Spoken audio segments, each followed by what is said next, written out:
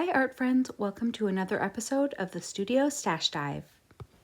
Today I'm rummaging through my rarely used oil paints to see what we can find, and I've come up with something great. This is a tube from Gamblin's Radiant line, and this is Radiant Yellow. I received a few of these tubes as a gift a few years ago, and I've rarely used them, but I know I have a few more in here. Yes, here's the Radiant Blue, and I'm pretty sure I have a few more.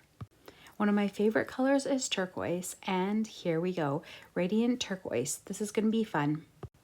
After rummaging around some more, I found that I also have the Radiant Green and I have Radiant Pink. So let's have a look at these colors. Here are the colors that I have and that we're going to try out. I did a quick search on Google, and here are the colors they offer. Since I normally don't use these colors and they're sold as a set by Gamblin, I thought I would do a color chart to see what they look like all mixed together. Since this chart is just for fun, I'm not going to worry about being precise, so I didn't measure out lines or anything. I just grabbed my palette knife and a board that I had handy. Once I'm done, I'll see what I think, and then I'll see if we can use some of these colors on a painting. To be truthful, when I finished making this color chart, I did try to paint a painting using only these colors.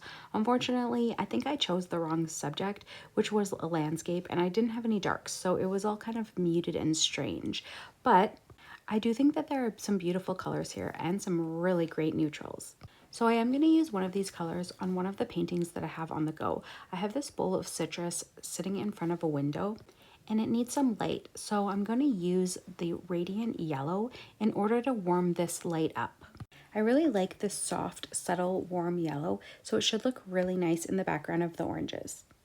I also think that a lot of these colors will be really nice on a floral, and perhaps I could do most of the scene with these colors, but I would need to add in some darks. Let me know in the comments if you've tried any of these Gamblin Radiant colors, or if you have any suggestions of subjects that would look great with them.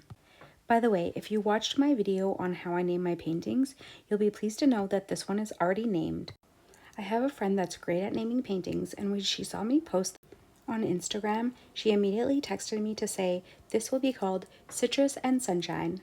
Hope you enjoyed this Studio Stash deep dive. Thanks for watching.